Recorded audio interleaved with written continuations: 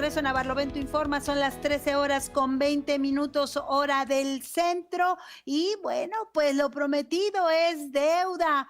Tenemos con nosotros al doctor Alonso Arrioja, a quien agradezco muchísimo que esté a través de esta plataforma digital acompañándonos en Barlovento Informa. Muy importante buscar pues la seriedad, lo estricto en el tema de las participaciones federales, porque luego ya sabe lo que pasa, empieza la infodemia, se dicen cosas que no son del todo cierto, pero resulta que el doctor Alonso Arrioja hizo su tesis doctoral precisamente sobre el tema de las participaciones federales e incluso demostró que muchos estados, incluyendo las eh,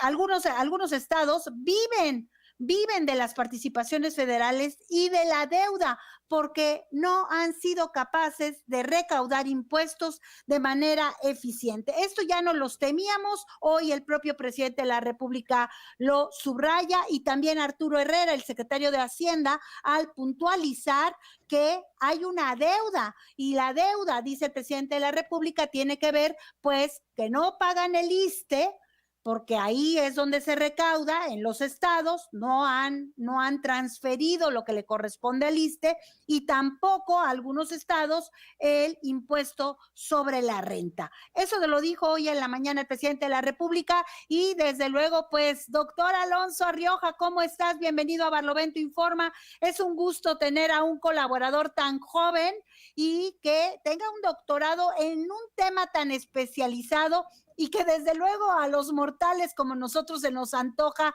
un tanto árido. ¿Cómo estás, doctor? Muy bien, Lourdes, muchas gracias, gracias por el espacio y aprovecho para felicitarte por tu importante labor informativa. Y bueno, pues aquí estamos para hablar de este tema que sin duda ahorita causa revuelo y que es un tema que el Estado mexicano viene arrastrando, no de ahorita, Lourdes, lo viene arrastrando desde la Constitución de 1917.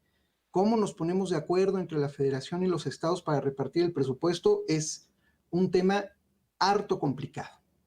Y bueno, tú lo has dicho, a mí se me antoja muy complicado porque evidentemente hay estados que le aportan más al Producto Interno Bruto, hay otros que le aportan menos, pero hay otros que tienen más recursos energéticos y que se utilizan y que benefician a los que tienen más Producto Interno Bruto. En fin, es una ecuación muy, muy complicada. ¿En qué punto estamos? ¿Qué es lo que estás viendo?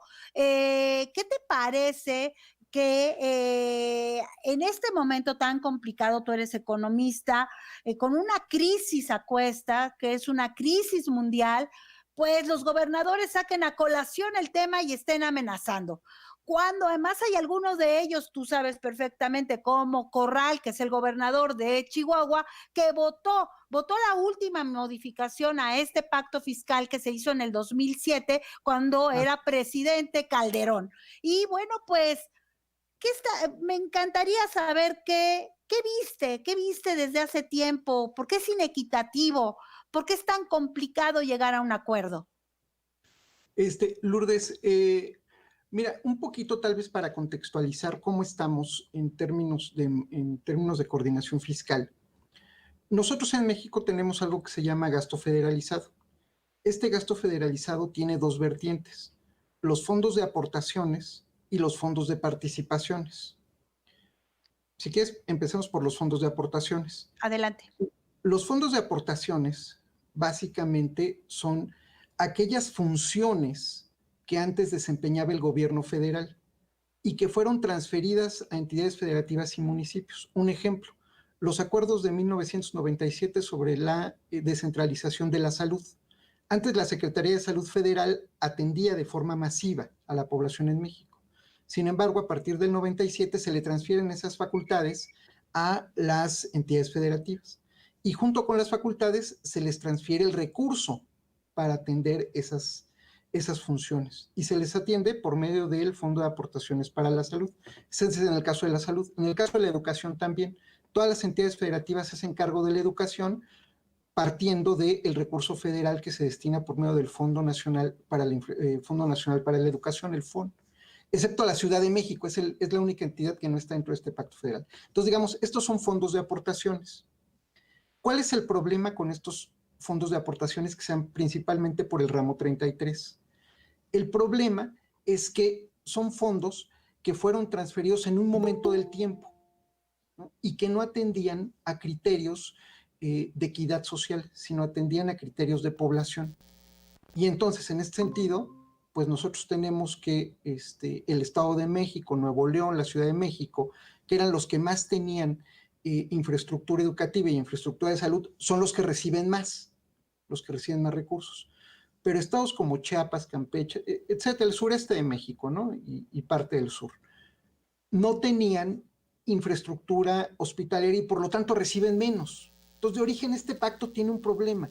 A los que tenían más, y eran más fuertes, se les dio más de origen. Y a los que tenían menos y tienen mayores rezagos sociales, se les otorgaron menos recursos. Esto es en cuanto a ramo 33. Aquí lo que tiene que haber es una revisión a la luz de la equidad. Que un mexicano en Nuevo León, un mexicano en Chiapas, un mexicano en Tijuana, pueda tener exactamente el mismo acceso a la salud, el mismo acceso a la educación, el mismo acceso a servicios. ¿Y cómo logramos esto? Pues volviendo a plantear el pacto fiscal en esos términos, en términos de equidad, ¿no? Entonces, digamos, tenemos esta primera parte, que es lo que tiene que ver con ramo 33. Hay una segunda parte del gasto federalizado, que es lo que está ahorita más en disputa, que es lo que tiene que ver con el ramo 28, que es son las participaciones federales. Este ramo 28, ¿de qué se conforma? Se conforma, 1, de ingresos tributarios, IVA, ISR, etcétera. 2, de ingresos petroleros. 3, del 20% de la recaudación por venta de bebidas alcohólicas y cervezas. Por el 8% de la venta de bebidas, por la venta de tabacos, y se les descuenta una parte que se llaman incentivos. Bueno, con esta gran bolsa, o sea, te podrás dar cuenta, pues ingresos tributarios más petróleo, más tabaco, más alcohol, pues nos da una gran bolsa. Esta gran bolsa constituye lo que se llama la recaudación federal participable. Y esta recaudación federal participable se entrega por medio de varios fondos, que se llaman fondos de participaciones. Tenemos 2 fondos que son los principales. Si quieres, luego podemos ver otros. Pero el principal fondo es el Fondo General de Participaciones. Este Fondo General de Participaciones se conforma con el 20% de la recaudación federal participable. Y se destina directamente a las entidades federativas. Ahora, ¿cómo se distribuye este 20%? Pues por medio de una fórmula, ¿no? Ahora, ¿qué contiene esta fórmula? Primero, es una fórmula inercial, porque nos dice la fórmula: lo que tú le diste en el 2007 lo tienes que mantener. Y a esto le sumas el cobro de impuestos locales y el crecimiento en el Producto Interno Bruto per cápita, ¿no? O sea, le sumas estos dos elementos. Sin embargo, es un monto que ya tiene una inercia que viene de 2007. Y variar esta inercia es tan difícil y es tan complicado porque los estados no tienen forma de recaudar impuestos de manera suficiente. ¿Cuáles son los impuestos estatales que pudieran recaudar para que crecieran más en sus participaciones? Básicamente es agua, predial y en algunos casos impuestos hoteleros y donde todavía se tiene tenencia. Pero digamos, no hay un esfuerzo recaudatorio por parte de los estados. Entonces, ¿esto qué significa? Significa que el esfuerzo recaudatorio recae básicamente en la federación, y es la federación la que tiene que, por medio de las oficinas del SAT, por medio de todas aquellas instancias, tiene que hacer un ejercicio de recaudación, tiene que hacer este esfuerzo y después distribuye, ¿no? Y esta distribución, por la ley, ahorita es inercial. O o sea, tiene ya casi 13 años. Y no atiende, si te puedes dar cuenta, en esta parte no atendemos a ningún criterio social, o sea, no hay un criterio de equidad social. Básicamente estamos viendo que los estados con mayor población son los estados que están recibiendo más recursos, ¿no? Alonso, te voy a interrumpir, te voy a pedir unos segundos. Ya está escuchando Josefina Morales, nuestra economista de cabecera, tu posición, en lo cual me da muchísimo gusto. Y también te está escuchando el abogado Norberto de la Rosa. Fue involuntario que confluyeran todos a esta hora, pero qué bueno por Barlovento Informa y por ustedes la solidaridad con el proyecto. Voy a ir a un corte porque me parece muy interesante. Además, es que vienen y van declaraciones y esto complica tener una percepción correcta de lo que está sucediendo. Sin embargo, creo que hay que apuntar que hay una inequidad. Ese es el punto, la inequidad con algunas poblaciones, algunos estados de la República. Voy a un corte, esto es Barlovento Informa, contra viento y marea, aquí combatimos la infodemia y rompemos el cerco informativo. No se vaya. Con 35 minutos hora del centro, un tema muy importante. ¿Cuáles son los ramos del presupuesto? ¿Cuáles son en los que tienen participación los estados? Y bueno, estábamos fuera del aire y el doctor Alonso Arrioja da un dato que se antoja pues verdaderamente preocupante. Y digo preocupante para todos los ciudadanos, porque al menos yo no lo conocía. Cuando hablas de quién conoce a cuánto asciende la cuenta por participaciones de cada estado. Parece que nos decías, compartías con Josefina, con Norberto, con tu servidora, fuera del aire, que es como que guardan bajo 7 llaves en la Secretaría de Hacienda este secreto. Bueno, pues en realidad no sabemos cuánto aporta cada quien. ¿Qué es lo que pasa, mi querido Alonso? Sí, Lourdes, de entrada, bueno, tenemos las fórmulas de distribución, pero ahí no termina el asunto de las participaciones. La recaudación federal participable de cada estado no está publicada en el diario oficial, se publica en términos generales, pero exactamente cuánto recauda cada estado no se conoce. Esto no se publica. Asimismo, tampoco se publica o tampoco está muy claro cuál es el proceso completo para la distribución de participaciones. Y te voy a dar algunos elementos. Una vez que tú aplicas la fórmula, ahí no termina el asunto. Si el Estado puede solicitar a cuenta de sus participaciones adelantos, y esos adelantos se le van prorrateando. Entonces, la participación que llega al final tiene que considerar estos descuentos. Asimismo, dentro de los convenios de colaboración administrativa, que son un galimatías extraordinario, si en algún momento tienen la oportunidad de revisarlos, se puedan dar cuenta que hay 1001 aspectos que se tienen que considerar antes de llegar a una cifra final a distribuir, ¿no? Entonces, de acuerdo con los convenios de colaboración administrativa, cada estado puede tener descuentos o puede tener recursos adicionales dependiendo de las actividades fiscales que tenga. De ahí se tiene que pasar algo que se llama cuenta mensual comprobada, que es donde ya efectivamente se ve cuál va a ser la participación que va a recibir cada entidad federativa.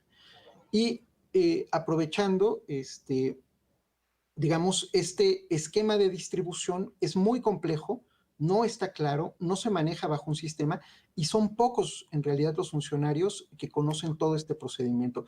Y digo, son tan pocos que tienen los funcionarios de la Unidad de Coordinación con Entidades Federativas que traen este proceso, tienen por lo menos 20 años ahí, no ha habido, digamos, un relevo. Y, digamos, para ir abonando a la discusión, tenemos el Fondo General de Participaciones, pero también tenemos otra parte de la ecuación, que es el Fondo de Fomento Municipal. Esto es, los estados reciben el Fondo de Fomento Municipal y a su vez ellos tienen que distribuir a sus municipios. Y lo que hemos visto es que también hay criterios poco transparentes en la distribución del dinero en los municipios. Esto lo hacen los estados. Entonces, si los estados le reclaman a la federación, creo que algunos municipios también le tendrían que reclamar a los estados, ¿no? Así es. Si les parece bien, los convoco a que cada quien haga un planteamiento. Me parece que uno de los temas que nos está preguntando la audiencia es por qué los estados han sido incapaces de recaudar impuestos. Porque, bueno, pues solamente lo que les regresa a la federación, según entendemos, es el 20% de lo recaudado y se distribuye entre todas las entidades federativas. ¿Así es, Alonso? Así es, perdón, ahí hay que precisar un tema. La recaudación federal participable se regresa íntegra y es más bien el 20% de esa recaudación federal participable la que va a municipios. ¿De cuántos miles de millones estamos hablando para los estados y los municipios, Alonso? No, el dato para 2020 se me escapa, pero debe de estar ya por encima de los 800,000 millones de pesos. Bien, Josefina, tema económico, seguramente tienes algún comentario y paso después con Norberto de la Rosa, porque todo esto, como dijo Alonso al inicio, pues lo venimos heredando desde la Constitución de 1917, no más, pues desde el siglo pasado y principios del siglo pasado. Josefina, tienes tu micrófono apagado, querida. Gracias. Yo agregaría que de entrada el Estado mexicano, el gobierno mexicano tiene una baja recaudación fiscal. Es una de las más bajas recaudaciones del mundo, ¿sí? Estamos alrededor del 12%, 13% del Producto Interno Bruto. Entonces, de entrada tenemos una baja recaudación fiscal durante muchos años, en los 80s y un poco Fox, Calderón y hasta Peña Nieto, vivieron más de los ingresos petroleros, ¿sí? Pero bueno, entonces tenemos una insuficiente recaudación fiscal para las necesidades para impulsar el desarrollo de este país. De entrada, ese es un grave problema. Y luego tenemos también un impuesto sobre la renta que no es suficiente, aunque es cerca de la mitad de lo que se recauda, un poco. Y necesitaríamos realmente una reforma fiscal. Entonces yo diría que de entrada tenemos ese problema.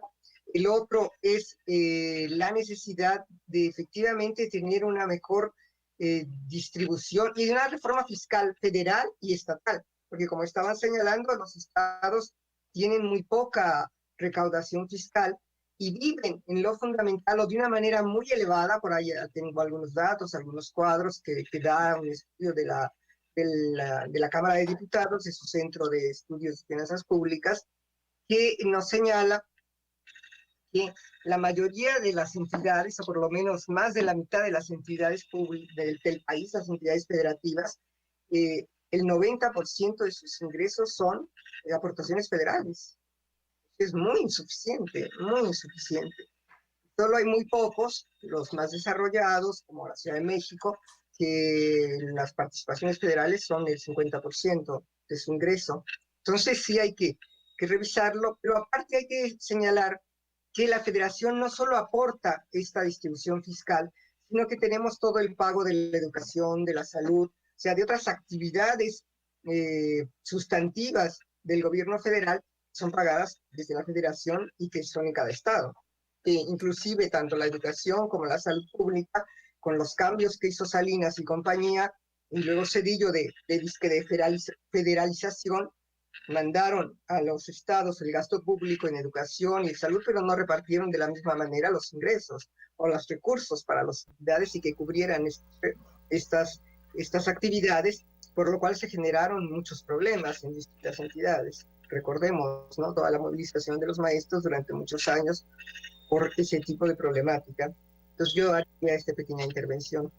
Y creo que aclaras un punto, Josefina, muy importante, Alonso, Norberto, que tiene que ver, sí, efectivamente se les entrega más de 680,000 millones de pesos que se distribuyen en todos los gobiernos de los estados y municipales, pero hay que hacer hincapié que el servicio de salud es federal, que el IMSS es federal, que el ISSSTE es federal y que que la educación vuelve a ser federal. ¿Por qué?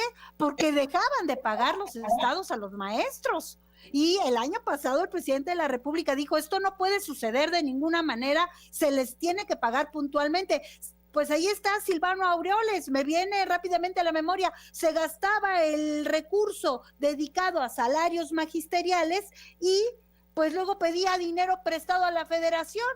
Ese es todo un tema. Si les parece, compañeros, voy a un corte y regresamos con Norberto para que nos diga por qué estamos metidos en este lío desde 1917 y me parece que desde antes, desde la Constitución anterior de 1857, me parece que allá ahí había toda una discusión al respecto. Voy a un corte.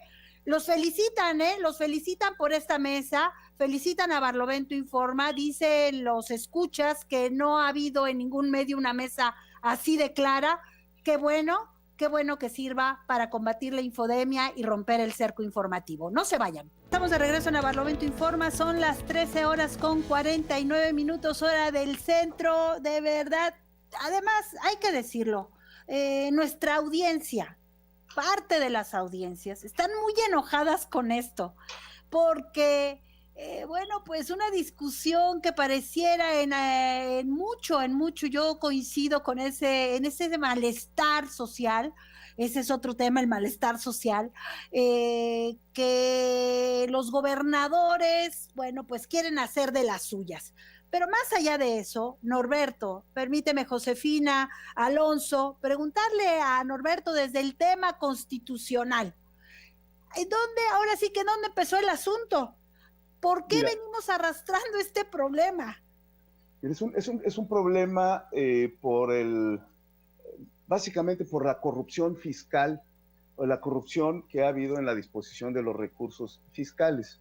No podemos olvidar que las contribuciones en su totalidad son por parte de los ciudadanos, de aquellos que producen, y no me refiero a los empresarios, porque los trabajadores, aquellos que con sus manos, con sus brazos, con sus piernas, hacen que todo cambie, que se transforme y que haya riqueza para todos, y aquellos que con su inteligencia, su capacidad de negocios también ayudan a que se produzca la riqueza en el país, son quienes finalmente conforman los que llaman presupuestos públicos. Nosotros como nación, a partir del neoliberalismo y un poco antes, dejamos no concluimos esa promesa de las diversas revoluciones o de los diversos cambios sociales que hubieran permitido a nuestra población disfrutar de la riqueza, del bienestar, de la prosperidad de la patria en todas sus manifestaciones, tanto en las montañas, en los valles, en los mares, en los ríos, en los lagos que eran productores de toda esa riqueza que ha sido explotada, oro, plata, recursos naturales, hierro, los recursos humanos, nuestros migrantes en Estados Unidos, nuestros mares, toda esa riqueza se ha ido, ha sido extraída, ha salido de nuestro país y se ha acumulado en pocas manos. ¿Y qué hacía nuestra Constitución? ¿Qué hacía nuestro sistema?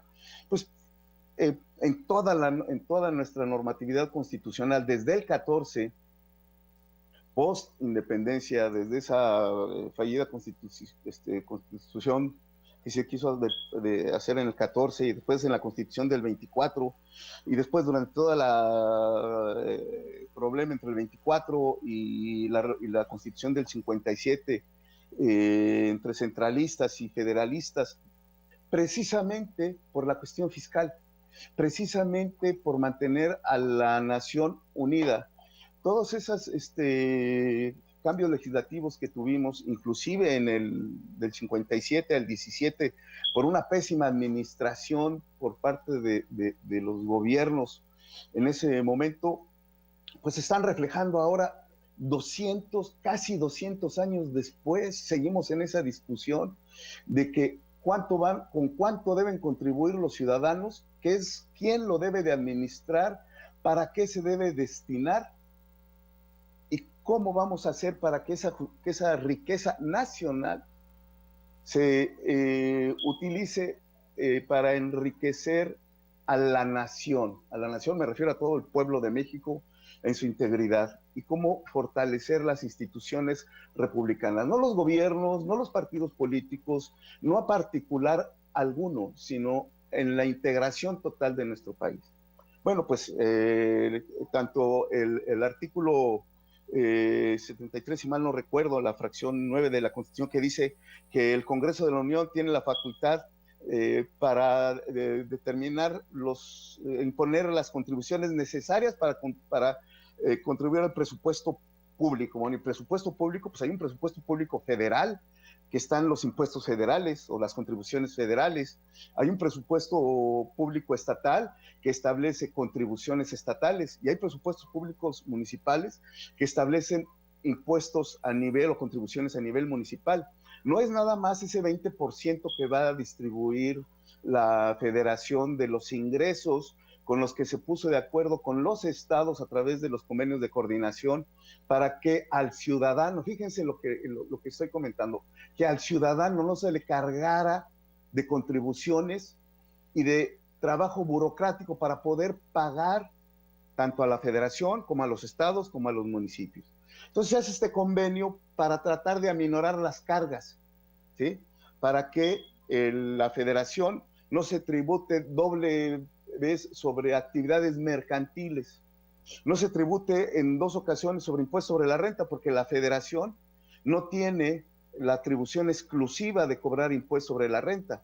Habrá unas facultades que vienen en ese mismo artículo que establece que la federación tiene derecho a cobrar contribuciones exclusivamente sobre ciertas actividades, y viene la lista en la fracción 23, no recuerdo ahorita el nombre el número de la fracción, que es tabacos, bebidas alcohólicas, comercio exterior, minería. Entonces ahí sí hay una actividad sobre la que cobra impuestos la federación, pero hay otras actividades sobre las que el contribuyente tiene o tendría, si no es por este convenio, que pagar doble carga fiscal, o hasta triple si el municipio lo pusiera, ¿no? Entonces, claro, ¿qué pasaría o qué pasa si esto sucede? Pues nos enfrentamos a una revolución, nos enfrentamos a que el gobierno siempre va a estar inestable. ¿Por qué? Porque la ciudadanía no va a estar dispuesta a que le quiten de su patrimonio, de su trabajo, de su tiempo de vida, los gastos que se le ocurra a cualquiera de los pelafustanes que está gobernando, ¿sí? Entonces, ese es el enfoque que constitucionalmente el espíritu de la ley de nuestra Constitución está o estuvo protegiendo desde el momento en que se instituye como una norma superior. Y después, cuando estamos hablando de un gobierno federal, también se pensó en el 24 que los funcionarios de Hacienda en esa discusión entre federalistas y centralistas fueran señalados por el gobierno central para evitar precisamente esto y estas discusiones que estamos teniendo ahorita, de que los gobiernos estatales están reclamando una mayor parte del pastel, en los que los gobiernos municipales están diciendo que no tienen ingresos suficientes. Y fue el PAN en las últimas décadas del siglo pasado que insistió en que los municipios pudieran cobrar y fueran más estrictos en el cobro de los impuestos. Todas estas reformas fiscales que tenemos y que estamos viviendo ahorita y que se están sufriendo ahorita fueron por la ambición de la extracción de los panistas y de los priistas que instituyeron en la ley. Y es este gobierno hasta esta fecha, este gobierno de Andrés Manuel López Obrador, no ha hecho una modificación esencial a las leyes fiscales que heredó prácticamente de ninguna categoría realmente esencial. Seguimos con los mismos paradigmas que hacen lo que tú estás diciendo. ¿Por qué no paga impuestos la población mexicana? Yo como notario público, que tengo que hacer retención de ciertos impuestos, que tengo que dar los informes a las diversas dependencias federales de cuando se constituye en una sociedad, cuando se hace una enajenación, cuando viene una persona y me pide un trabajo y tengo que decirle a Hacienda, oye, vino este sujeto con este RFC y va a hacer una operación por este monto. De esta te tengo que declarar, ya te estoy informando que se están manejando. Y si tú lo podrás ver, o si lo podemos ver todos nosotros, pues siempre dicen que la recaudación es baja porque hay mucha evasión. Pues sí, sí hay mucha evasión fiscal, efectivamente. Había mucha evasión fiscal. Era de la misma proporción que la corrupción e ineptitud de nuestros gobernantes. Así es. Y es el derecho de la población a defender sus ingresos a través de cualquiera de las formas que lo pueda hacer. Entonces, ¿cómo vamos a cambiar eso? Tenemos que cambiar paradigmas constitucionales. Yo te puedo decir ahorita que lo de la consulta popular que están poniendo los gobernadores de los estados a su población, pues está prohibida en la Constitución. Está prohibida expresamente en la Constitución, el 35, en los derechos de los ciudadanos, dice que no se puede poner a consulta ese tipo de tópicos. Entonces están violando la Constitución. También esa amenaza de separarse del Pacto Federal, pues está prohibida en nuestra Constitución.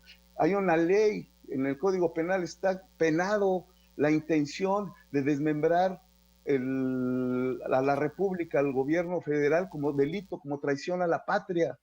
No lo pueden hacer porque no son los estados quienes constituyeron la nación mexicana.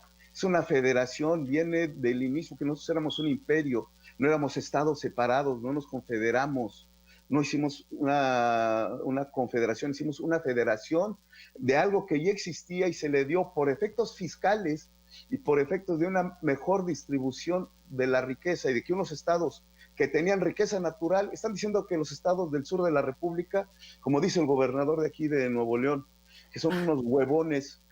Perdóname, si los estados del sur de la República son los que tienen el petróleo, el oro, la plata, los alimentos, han contribuido con su riqueza natural. Ese es el grave problema. Te voy a interrumpir, los voy a interrumpir. Dejo pendiente una pregunta que tienes específicamente sobre el artículo 117, párrafo primero de la Constitución. Y bueno, pues voy a ir a un corte. Qué fuerte lo que estamos conociendo. O sea, que no solamente son insurrectos, no solamente quieren obtener el poder, sino además que son apátridas. No solamente son apátridas, sino son traidores a la patria estos gobernadores. Y no lo digo yo, lo dice la ley. Vamos a un corte, no se vaya, esto es A Barlovento Informa contra viento y marea. Aquí combatimos la infodemia y rompemos el cerco informativo. No se vaya. Son las 14:04 hora del centro. La mesa se puso calientita y es que, Josefina, lo que tenemos, con lo que está diciendo Norberto, lo que tenemos es enojo por todo lo que está diciendo. En el fondo, no somos abogados, pero sabemos que no es correcto lo que están haciendo los gobernadores, que en realidad es un botín político y económico por el que están luchando rumbo a las elecciones del año que entra. Josefina, tu micrófono. Algunos datos de un estudio, les decía, de la Cámara de Diputados de 2016, es antiguo, pero ilustra muy bien cómo los estados no recaudan y cómo las aportaciones federales, las transferencias federales, representan una altísima proporción de sus ingresos, de los ingresos de los estados. En 17 estados, más del 90% de sus ingresos son transferencias federales. Ahí tenemos a Guerrero, a Zacatecas, a Durango, a Oaxaca, a Morelos, a Puebla, a Baja California. ¿Sí? Hay otras entidades que entre el 85 y el 90% de sus ingresos totales corresponden a las transferencias federales. San Luis Potosí, Tamaulipas, Sonora, Querétaro. Menos del 85%, Jalisco, Estado de México, Aguascalientes. Solo la Ciudad de México, la mitad de sus ingresos viene de transferencias federales. O sea, lo que tenemos aquí es que la problemática fiscal es bastante seria. No se resuelve con berrinches ni nada que se le parezca. Tienes que hacer realmente un estudio muy serio de las necesidades y sobre todo de los recursos públicos. Insisto, el país es uno de los países que cobra menos impuestos. Entonces, necesitamos efectivamente una reforma fiscal. que no debemos poner ahorita, ya, a proponer que se ponga sobre la marcha, de ninguna manera, menos en tiempos de crisis y de pandemia. Pero sí después del 21, yo creo que hay que abrir el debate público, por lo menos para dejar una propuesta, para ir a elaborar, porque requiere consensos políticos muy profundos y conciencia pública muy profunda, para estar seguros. Antes era imposible inclusive mencionar una reforma fiscal cuando lo que teníamos sobre todo era toda la corrupción pública que ya conocemos y que ha sido el combate a la corrupción, uno de los estándares del gobierno federal, pero no así de los gobiernos estatales. Los gobiernos estatales, aparte de que una gran parte de sus ingresos provienen de los ingresos, las transferencias federales, durante muchos años, sobre todo... Se nos fue el audio de Josefina. ¿Se fue? Bueno, sí, ya, ahí estás. ¿Cómo se llama? Los gobiernos se quedaban con el impuesto federal, el impuesto sobre la renta de sus trabajadores, se quedaban con las aportaciones al ISSSTE, las aportaciones del pago de sus hipotecas, del FONACOT. Fue una crisis muy seria que sucedió en Nayarit, en Tabasco, en otras entidades, donde los trabajadores denunciaron esta rebatinga, esta expropiación de los estados de sus recursos, ¿sí? Entonces, realmente, sí es una problemática seria que tenemos que ponernos a discutir. ¿Cómo ha combatido la 4T? Yo diría exigir a los estados, a los gobiernos estatales, empezando por estos 12 gobernadores, ¿cómo están sus gastos? En Aguascalientes, hace poco comentábamos que está construyéndose un edificio maravilloso, ¿no? No, señores, que hagan, que exigirles una transferencia de sus gastos, una transparencia en sus gastos, que apliquen efectivamente la austeridad, que reorganicen sus ingresos y que se proponga a nivel federal. Necesitamos crear un nuevo gasto federal y fiscal que no se hace de la noche a la mañana y menos en tiempo de crisis y de pandemia. Se plantea como debate y se crean las cosas. Y lo otro, rápidamente, en otros momentos que se ha discutido la necesidad de aumentar los ingresos fiscales, etcétera, ¿qué es lo que planteaba la gente? Claro, sobre todo el PRI y el PAN, aumentar el IVA, el IVA generalizado, alimentos. No se cobra impuestos a las exportaciones en nuestro país. Es una razón, pero deberíamos plantearlo, discutir, se debería cobrar, sí o no. En Argentina, por ejemplo, es el crédito fundamental porque ahí sí pagan impuestos a las exportaciones. Fue todo un debate lograr incrementar un poquito el impuesto a la minería. Los impuestos a las grandes empresas, que sobre todo los abogados y los fiscalistas lo conocen mejor, toda esta, aparte de lo que ya han estado denunciando y corrigiendo de los factureros, etcétera, la consolidación fiscal que llaman. Entonces son grandes grupos que yo pierdo en la empresa A, pero gano en la empresa B, entonces lo compenso y termino sin pagar impuestos. ¿Sí? Claro. Entonces realmente sí, es decir, mejorando primero la recaudación, que es una de las cosas que se han estado haciendo a nivel federal, vigilar realmente una revisión del gasto público y ir creando las condiciones y sobre todo la conciencia en el debate público para poner a discusión la necesidad de una reforma fiscal. Eso sería todo. Josefina, Alonso, Norberto, ayer salió el secretario de Hacienda, Arturo Herrera, pues a revirarles de alguna manera a los gobernadores, porque como decía yo al inicio de la transmisión, bueno, incluso hubo gobernadores como el de Chihuahua, Javier Corral, que votó a favor de las modificaciones que hizo la iniciativa de Calderón, en el gobierno de Calderón, la Cámara de Diputados. ¿Les parece bien que escuchemos brevemente a nuestro compañero Mateo? Y porque me parece muy frívolo la manera en que lo están haciendo, que están poniendo el asunto los gobernadores en la palestra, en la mesa de discusión. ¿Por qué es frívolo? Porque en el fondo no tienen ninguna propuesta. No hemos leído ninguna propuesta de ellos. Mateo, por favor, brevemente ilústranos. ¿Qué dijo ayer Arturo Herrera? Bienvenido.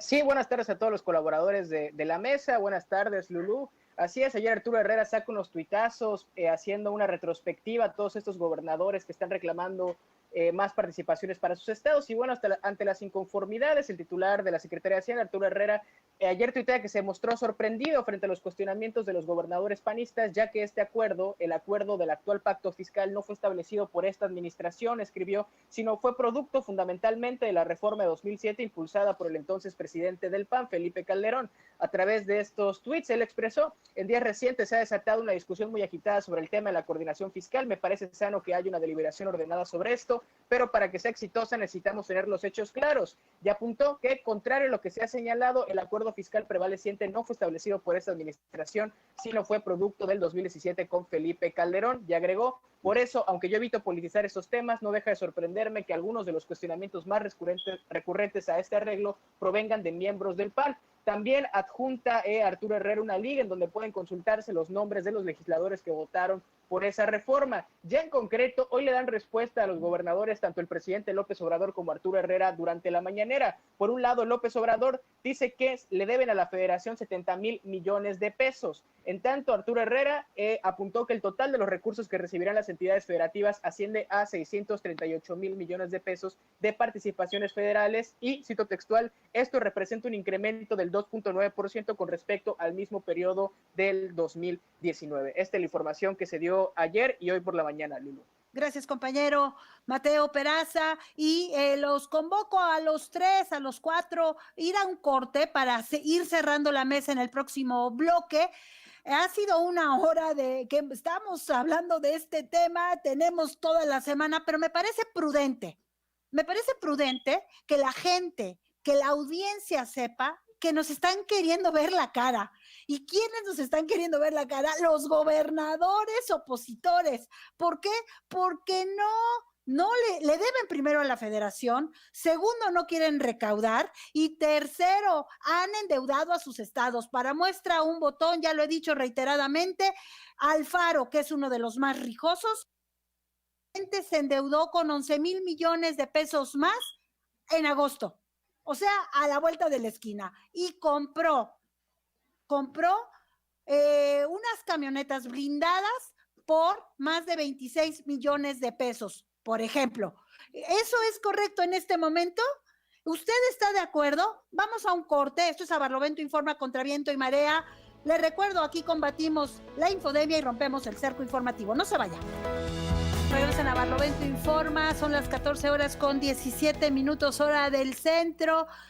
Tengo comentarios de la audiencia, un tema que nos deja a todos pues fríos de alguna manera, porque estamos hablando de recursos en una época de pandemia, en una época de crisis, que se ve como oportunismo. Evidentemente, porque no estamos Josefina, Alonso, Norberto, recibiendo ninguna propuesta de estos gobernadores, que creo que es lo que más enardece. Bueno, si estoy en contra de algo, pues digo que se debe de hacer cuando menos, ¿no? Y no me vuelvo un traidor a la patria. Vamos redondeando, Alonso, por favor, danos tu opinión sobre todo a la posición de los gobernadores, si deberían de informar más claramente, profusamente, de qué se trata lo que están diciendo. Gracias, Lourdes. Mira, yo veo la propuesta la posición de los gobernadores muy floja, y creo que les hacen falta asesores técnicos, porque una revisión del pacto fiscal que tenemos actualmente tendría que pasar por muchas cosas, entre otras, las de quién está aportando a la riqueza nacional. Como tú lo dijiste en algún momento, estamos en una época de pandemia, en una época de crisis global.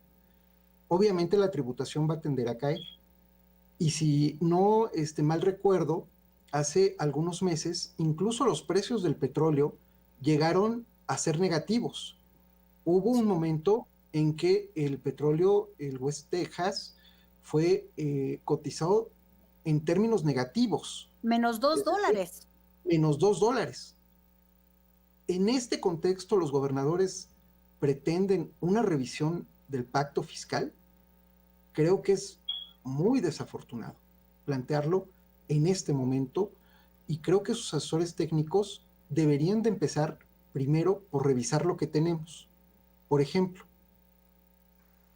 Hasta hace 2 años, la Auditoría Superior de la Federación empezó a revisar las participaciones federales. Antes no se revisaban. Tuvo que haber un cambio en la Constitución para que se revisara el dinero que se va a estados y municipios. ¿Quién revisa estos recursos? Antes eran las auditorías de los estados, que estaban controladas por los poderes públicos de cada entidad. La Auditoría Superior de la Federación está apenas generando una capacidad de auditoría para estos recursos. No hay auditorías todavía a profundidad de estos recursos. Por lo tanto, lo primero que deberíamos de hacer es, está bien, estás solicitando más recursos, ¿en qué te gastaste los recursos que recibiste el año pasado? Y creo que muchos de los estados saldrían muy mal librados de esta alianza federalista. Y viene la segunda parte de la discusión, si me permites muy rápido, Lourdes. Sí. La segunda parte de la discusión es, si vamos a revisar el pacto fiscal, creo que el país tiene una deuda muy grande con el sur-sureste de México. Campeche no recibe, pero ni de lejos, lo que ha aportado por los campos petroleros. La contaminación que se ha generado, por ejemplo, en Oaxaca, en el Istmo de Tehuantepec, porque ahí es donde materialmente sale el petróleo que va hacia Asia, no ha sido resarcida. El daño ecológico que se le ha hecho al sureste mexicano tendría que ser también parte de un pacto fiscal. La extracción minera tendría que ser parte de un pacto fiscal y no lo es. Así que bueno, los estados que ahorita están planteando esto, pues también tendrían que ponerse a revisar, porque si de parte del sur viene una posición más fuerte, no saldrían muy bien librados. Gracias, Alonso. No te vayas. Voy con Norberto de la Rosa. Tu punto de vista con relación a esto que está sucediendo. Tú ya dijiste que hay un tinte de traición a la patria. No vemos propuestas. Fíjate qué gran acierto que se haya legislado para auditar a los gobernadores. ¿Qué le hacen al dinero? Eso es lo que queremos los ciudadanos. Norberto. Esta obligación de rendir cuentas públicas ya tiene tiempo. Sí, definitivamente, en nuestro mismo artículo, y fue una reforma de los prianistas también en cierta forma, del 134, la última reforma fue en el 2016, PRI, dice: los recursos económicos de que disponga la federación, las entidades federativas, municipios y las demarcaciones territoriales de la Ciudad de México se administrarán con eficacia, eficiencia, economía, transparencia y honradez para satisfacer los objetivos a los que están destinados. Entonces, pues esta política no la hemos visto. A mí me consta los gobiernos estatales, los gobernadores, los diputados, carros, gente a su servicio, viáticos, pues todo eso que enferma y que enoja a la sociedad, que no es una autoridad republicana, porque ese dinero no se está destinando para el servicio de la nación, de la república: hospitales dignos, bibliotecas dignas, escuelas dignas, transporte público digno, banquetas dignas, calles dignas, todo lo que nos debe servir a todos y a lo que debe estar destinado el presupuesto público. Mucho de ese dinero se da a organizaciones de la sociedad civil, fakes de organizaciones de la sociedad civil que deben complementar, que supuestamente complementan lo que es la finalidad del Estado: brindar salud, brindar educación, brindar vivienda. Entonces el Estado renunció y le entregó ese presupuesto público a organizaciones de la sociedad civil que no maneja ni la federación ni el Estado de los municipios, y estos propios estados proveyeron y aceptaron que se entregara este tipo de sociedades. Pues claro, no van a tener ellos recursos para manejar. Pero aquí lo más importante en todo esto es, ¿quieren hacer un nuevo pacto fiscal? Pues tienen que plantearlo, no pueden celebrar una alianza. Es a lo que se refiere el artículo 117, fracción primera de la Constitución. Los estados, y no se refiere con los estados externos, dice son las potencias extranjeras. Entre ellos mismos no pueden celebrar alianzas o pactos para querer cambiar el pacto federal, la Constitución. Eso también es una violación a la Constitución, ¿sí? El querer, al igual que el hacer el planteamiento o poner a consideración de la población, por lo pronto, ahorita, con la reforma que ellos hicieron, de que no se puede hacer consultas ciudadanas sobre estos temas, es una reforma del PAN y del PRI, ¿sí? O sea, ahorita no se le puede consultar a la ciudadanía, no porque este gobierno no quiera, sino porque ellos lo pusieron constitucionalmente, ¿sí? Entonces, todos estos problemas que vemos fiscales, ellos pusieron el coco y ahora le tienen miedo, ¿sí? No es una reforma. Este gobierno dijo que al tercer año iban a hacer los cambios fiscales, porque no se puede hacer ni con pandemia ni sin pandemia un cambio fiscal abrupto que no iba a permitir que ni que este gobierno avanzara, ni que se pudiera establecer una mejor coordinación fiscal con mayor justicia fiscal, no en beneficio del Estado, ese es fiscalismo, en beneficio de la nación, de la ciudadanía, que pudiera ayudar a que la riqueza de la nación circulara porque la genera la propia nación, y que nos pusiéramos de acuerdo, y debemos de ponernos de acuerdo en un nuevo pacto, porque así lo permite la Constitución, en que los recursos públicos efectivamente se usen para el beneficio de la nación, repito, de la nación, de todos nosotros. ¿Por qué? Porque ese dinero se va a quedar en nuestro país, es nuestra energía, es como si fuera nuestra sangre. Cada vez que lo sacan a través de extraer recursos materiales naturales, a través del cambio de las divisas, o traer divisas, pues nos estamos empobreciendo nosotros porque estamos dejando de tener la riqueza que la Constitución mandata en sus primeros artículos. El bienestar del pueblo, el gobierno por, para y del pueblo. Y toda la Constitución dice que todo acto de gobierno debe ser en beneficio de la nación. Por lo tanto, lo que hemos visto de estos gobernadores que no han dicho para qué quieren el dinero, cómo lo van a destinar en beneficio de la nación, cuáles son los programas que ellos van a realizar o que tienen programados, o cómo, básicamente, cómo se han gastado, y como dicen todos, bueno, ¿en qué se gastaron el dinero que les dio la Federación de las Participaciones? Tenemos una serie de fraudes, una serie de gastos negligentes y una no rendición de cuentas que es solapada, como lo dijo Alonso, por los congresos locales, que en las comisiones dejan que prescriban las acciones de responsabilidad administrativa y penales porque no revisan en su momento oportuno las cuentas públicas. Entonces, es una falla legislativa, es una falla política más que legal. Y este régimen que quiere actuar con honestidad, pues claro que los ha molestado, claro que está moviendo desde el fondo la corrupción. Y como dicen ahí, los que ya tienen hasta acá, los que ya están hasta acá, no le muevan, ¿sí? Pues no le muevan porque se van a asfixiar. Entonces, lo que este presidente está haciendo es moverle, ¿verdad?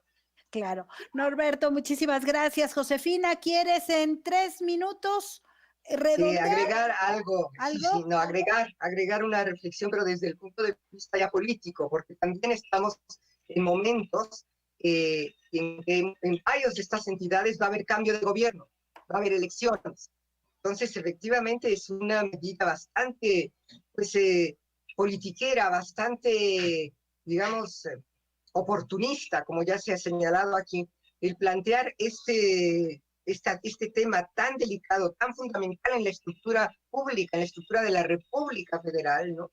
Y poner la discusión de una manera tan irresponsable como lo están haciendo, ¿no? Entonces sí, yo creo que hay que señalar una y otra vez estos cambios de gobierno, los intereses, las pretensiones de ponerse como candidatos a la próxima presidencia, el próximo cambio de gobierno dentro de 3 años, sea del gobernador Corral, o sea del Alfaro, o de quien ustedes quieran, o del Bronco, ¿no? Y quieren estar, digamos, salir con una plataforma de este tipo. Entonces yo creo que lo primero hay que señalar que efectivamente es muy irresponsable, de la irresponsabilidad a la traición, como señalaba Norberto, están planteando, lo que plantean es que devuelvan lo que nosotros damos, o sea, que todo el impuesto sobre la renta, lo que se cobre, es de nosotros, mío, de mi propiedad. Pues no, señores, es de la federación, es del gobierno nacional, es de todos, ¿no? Y que efectivamente tiene que ser distribuido. Si no, en Estados Unidos, por ejemplo, que hay otro tipo de recaudación, no les voy a hacer todo el cuento, que aparte no me lo sé, pero sí es importante, por ejemplo, para educación, ¿sí? resulta que unas entidades, unos municipios o unos condados o como se llamen allá, tienen una mejor escuela que otros. Y eso no debemos nosotros permitirlo. Nosotros no estamos por ese tipo de individualización de los derechos. Pues ya ven, yo no me equivoqué ayer, creo que podemos tener consensos. Yo ayer les decía que era la alianza de los gobernadores contra México.